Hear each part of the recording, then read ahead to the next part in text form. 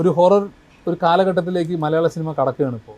ബ്രഹ്മയുഗത്തോടു കൂടി ഒരു ഇപ്പം മണിച്ചിത്രത്താഴ് റിലീസ് ചെയ്യാൻ പോകുന്നു. ദേവദൂതൻ ട്രെയിലർ കണ്ടപ്പോൾ എനിക്ക് മണിച്ചിത്രത്താഴിന്റെ ചെറിയൊരു ടച്ച് തോന്നി. മല, പിന്നെ ആ ഒരു എന്താ പറയുക, ആ ഒരു നായിക, ആ ഒരു ഡാൻസ് ഇതൊക്കെ ഉണ്ട്. അങ്ങനെ എന്തെങ്കിലും ഒരു ഇതുണ്ടോ? അല്ല, അത് റിസംബ്ലൻസ് ഉണ്ടോ എന്ന് ചോദിച്ചു കഴിഞ്ഞാൽ എവിടെയൊക്കെയോ ഉണ്ട്. ഏതൊക്കെയോ ചില കാര്യങ്ങളിൽ എനിക്കും ഫീൽ ചെയ്തിട്ടുണ്ട് പടം കണ്ടു കഴിഞ്ഞപ്പോൾ. ഒരു ട്രെയിലർ കണ്ടപ്പോൾ നമുക്ക് തോന്നി ഒരു സാധനം എവിടെയൊക്കെയോ ടച്ച് ചെയ്തിട്ടുണ്ട്. പിന്നെ ഇതിന്റെ ഏറ്റവും വലിയ രസം എന്ന് വെച്ചാൽ ഇതിന്റെ ബാക്ക്ഗ്രൗണ്ട് സ്കോർ ഭയങ്കര രസമാണ്. അതായത് ആ ട്രെയിലർ നിങ്ങൾ വിഷ്വൽ ഇല്ലാതെ ജസ്റ്റ് നല്ലൊരു സ്പീക്കറിൽ കേട്ടോണ്ടിരുന്നാൽ ഭയങ്കര രസമാണ്.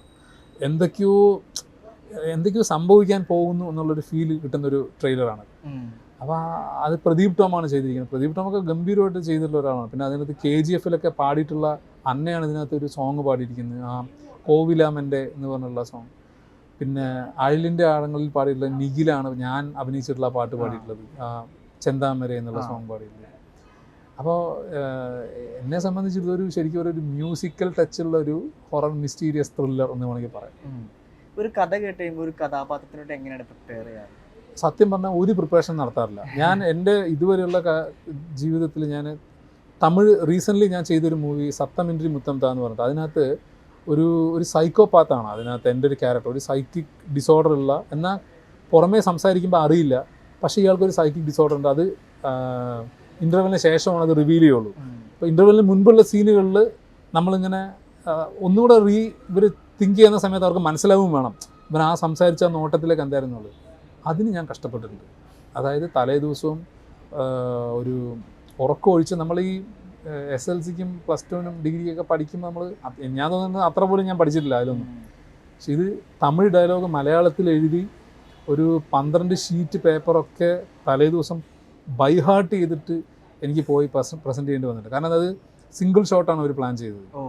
അതായത് ഒരു മൂവ്മെൻറ്റ് ഷോട്ടാണ്. അതിനകത്ത് ഇങ്ങനെ പറഞ്ഞു വന്ന് ആക്ടിവിറ്റീസ് ചെയ്ത് പിന്നെ പറഞ്ഞു ഒരു ഏരിയ ഒരു സൈഡിൽ നിന്ന് തുടങ്ങി മറ്റേ സൈഡിലേക്ക് വന്ന് ഇങ്ങനെ അവസാനം ആ ഒരു സാധനത്തിന് നന്നായിട്ട് പ്രിപ്പയർ ചെയ്തിട്ടുണ്ട്. പിന്നെ അതിനുശേഷം എന്ന് പറഞ്ഞു കഴിഞ്ഞാൽ ആസ് ആൻ ആക്ടർ എന്നുള്ള രീതിയിൽ നമ്മൾ ഇമ്പ്രൂവ് ചെയ്യുക എന്നുള്ളത് നമ്മുടെ ആവശ്യമാണ്. അപ്പോൾ അത് നമ്മൾ ഇമ്പ്രൂവ് ചെയ്തില്ലെങ്കിൽ എന്ത് പറ്റുമെന്ന് പറഞ്ഞു കഴിഞ്ഞാൽ നമ്മൾ നമ്മുടെ ആ ഗ്രാഫിൽ തന്നെ നിന്ന് പോകും. പക്ഷേ ഇപ്പോൾ റീസെൻ്റ്ലി ഇറങ്ങിയ CID രാമചന്ദ്രൻ എന്ന് പറഞ്ഞ പടത്തിനകത്ത് ഞാനൊരു ക്യാരക്ടർ ചെയ്തിരുന്നു, ഒരു സർക്കിളിൻ്റെ ക്യാരക്ടർ. അത് വളരെ എന്താ പറയുക, കുറച്ച് സീനുകളെ അതിനകത്തുള്ളൂ, പക്ഷെ അത് മതിയായിരുന്നു ആ സിനിമയ്ക്ക്. കാരണം അത് കണ്ടിറങ്ങിയ ഒരുപാട് എനിക്ക് കോൾസ് വന്നത് ആ സിനിമ കഴിഞ്ഞപ്പോഴാണ്. ഇങ്ങനെ ആ ഒരു ക്യാരക്ടർ നല്ലതാണ്, ഹിറ്റായ മൂവിയാണ്. അതിൻ്റെ സെക്കൻഡ് പാർട്ട് വരുന്നുണ്ട്. അതിൻ്റെ ഡയറക്ടർ കഴിഞ്ഞ ദിവസം നേരിട്ട് ഞങ്ങൾ കണ്ടിരുന്നു, അടുത്തൊരു പ്രോജക്റ്റിൻ്റെ ഡിസ്കഷനായിട്ട് കണ്ടു കഴിഞ്ഞാൽ പുള്ളി പറഞ്ഞു ഈ സെക്കൻഡ് പാർട്ടിലേക്ക് ഫസ്റ്റ് പാർട്ടെന്ന് ഒഴിവാക്കാൻ പറ്റാത്ത 2-3 പേരിൽ ഒരാൾ നിൻ്റെ ക്യാരക്ടറാണെന്നാണ് പറയുന്നത്. കാരണം നമ്മൾ ആ ഒരു അയാളെ സപ്പോർട്ട് ചെയ്യുന്നൊരു ക്യാരക്ടറാണ് ഷാജോൺ ചേട്ടൻ. അപ്പോൾ അതൊക്കെ എന്താ പറയുക, by the grace of God എന്ന് വേണമെങ്കിൽ പറയാം, അല്ലെങ്കിൽ ആരെയൊക്കെ നമ്മുടെ ആൻസസ്റ്റേഴ്സിൻ്റെയൊക്കെ ബ്ലെസ്സിങ് കൊണ്ട് നമുക്ക് വേണ്ടത് നമുക്ക് വന്ന് ചേരും എന്ന് ചിന്തിക്കുന്ന ഒരാളാണ്. ഈ സിനിമയിൽ ഇതേപോലെ ഫേസ് ചെയ്തൊരു ചലഞ്ച് എന്തായിരുന്നു ഏറ്റവും കൂടുതൽ? ഇതിനകത്ത് ഫേസ് ചെയ്തൊരു ചലഞ്ച് എന്ന് പറയുന്നത്, നമ്മളുടെ ഇതുവരെ എനിക്ക് ഓരോ സിനിമയിൽ അഭിനയിച്ച് കഴിഞ്ഞ് കഴിഞ്ഞാൽ എനിക്ക് എൻ്റെ കാര്യം നോക്കി പോകാമായിരുന്നു.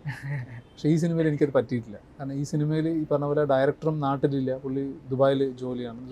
ദുബായിലാണോ ഖത്തറിലാണോ, പുള്ളി പുറത്തായിരുന്നു. പ്രൊഡ്യൂസറും നാട്ടിലില്ല. അപ്പോൾ ഈ ഒരു സിനിമ ടോട്ടൽ പ്രോജക്റ്റ് പുള്ളിയെ അസിസ്റ്റ് ചെയ്യേണ്ടി വന്നു. അതായത് പ്രൊഡക്ഷൻ ഭാഗത്തു നിന്നാണെങ്കിലും ഡയറക്ഷൻ ഭാഗത്തു നിന്നാണെങ്കിലും പോസ്റ്റർ ഡിസൈനിങ്ങിലാണെങ്കിലും എല്ലാ സെക്ഷനുകളിലും നമുക്ക് നമ്മുടെ ഒരു കൈകടത്തൽ ആവശ്യം വന്നു. പക്ഷേ അത് എന്നെ സംബന്ധിച്ച് അതൊരു വലിയൊരു ലെസണാണ്. കാരണം അത് എല്ലാവർക്കും കിട്ടുന്നതല്ല. നാളെ ഇപ്പോൾ എൻ്റെ അടുത്ത് വന്നിട്ട് ഒരു പ്രൊഡ്യൂസർ വന്നിട്ട് നമുക്ക് ഇത്ര ബഡ്ജറ്റിന് ഒരു സിനിമ ചെയ്യാൻ പറ്റുമോ എന്ന് ചോദിച്ചു കഴിഞ്ഞാൽ ഞാൻ ഇപ്പോൾ ഉറപ്പിച്ച് പറയും, ഉറപ്പായിട്ട് ചെയ്യാം സാർ. ഒരു സിനിമ ഡയറക്റ്റ് ചെയ്യണമെങ്കിലോ എന്ന് ചോദിച്ചു കഴിഞ്ഞാൽ നേരത്തെ പറയും അയ്യോ ഡയറക്ഷനൊന്നും നമുക്ക് പറ്റൂലേ എന്ന് പറയും. പക്ഷേ ഇപ്പോൾ അതിനെക്കുറിച്ച് എനിക്ക് ചിന്തിച്ച് തുടങ്ങേണ്ട ഒരു അവസ്ഥയിലേക്ക് വന്നിട്ടുണ്ട്. അതെന്നെ സംബന്ധിച്ച് എനിക്ക് ഈ സിനിമയിൽ നിന്ന് കിട്ടിയെന്നുള്ള വലിയൊരു ഭാഗ്യം. ആക്ടിങ്ങിന്റെ ഭാഗത്തൊന്നും വലിയ ചലഞ്ചും കാര്യങ്ങളൊന്നും ഒന്നും ഉണ്ടായിരുന്നില്ല. കാരണം അങ്ങനെ വലിയ ചലഞ്ച് ചെയ്യേണ്ട സാധനങ്ങൾ കണ്ടന്റ് ആണല്ലോ. ഹൊററിന് മെയിനായിട്ട് വേണ്ട സാധനം നമ്മൾ പേടിക്കണം. നമ്മൾ പേടിക്കണം, ഒന്നുമില്ലെങ്കിൽ കാണുന്ന ആൾ പേടിക്കണം, നമ്മൾ പേടിക്കണം. മറ്റേ ഇതിൽ കൂടുതൽ പിന്നെ കൂടുതലും ഈ പറഞ്ഞ പോലെ റൊമാൻസ് സാധനങ്ങളാണ് കൂടുതലുള്ളത്. അതായത് ഇതിനകത്ത് ഇത്രേ ഉള്ളൂ. ഇതിനകത്ത് ഫൈറ്റ് സീൻ ഉണ്ട്. അത് അനീഷും വില്ലനും കൂടിയിട്ടുള്ള ഒരു സീനാണ്. ഒറ്റ ഫൈറ്റേ ഉള്ളൂ, ചെറിയൊരു ഫൈറ്റാണത്. ഇതിനകത്ത് ഏറ്റവും മെയിൻ ഒരു സാധനം എന്താണെന്ന് വെച്ച് കഴിഞ്ഞാൽ ഇതൊരു പക്ക ഹൊറർ അല്ല. അതായത് ഇപ്പോൾ നമ്മൾ വേറെ ഹൊറർ സിനിമകൾ കോഞ്ചുറിങ്ങോ അല്ലെങ്കിൽ നണ്ണൊക്കെ കണ്ടിട്ട് ഈ സിനിമ കാണാൻ പോയി കഴിഞ്ഞാൽ നിങ്ങൾക്ക് ഇഷ്ടപ്പെടില്ല. നമ്മുടെ മണിച്ചിത്രത്താഴ് ഒരു എക്സാമ്പിൾ ആയിട്ട് പറയാൻ തോന്നുന്നു. പറയാം, പക്ഷെ അതിനകത്ത് പോലും ഈ പറഞ്ഞ പോലെ ഒരു ചില സീക്വൻസുകൾ നമ്മളെ പേടിപ്പിക്കുന്നുണ്ട്. പക്ഷെ ഇത് വേറൊരു ഒരു ഒരു പാറ്റേണിലായി സാധനം പോകുന്നു. അത് ഞാൻ ഇനി പറഞ്ഞു കഴിഞ്ഞാൽ നിങ്ങൾ പിന്നെ നിങ്ങൾക്ക് കിട്ടുന്ന വലിയൊരു കണ്ടിട്ട് കാര്യമില്ല, പക്ഷേ ഇതിൽ ക്ലൂ ആയി പോകും. ശരിക്കും ഒന്ന് തിയേറ്ററിൽ പോയി കാണേണ്ട ഒരു പടം എന്ന് വേണമെങ്കിൽ പറയാം.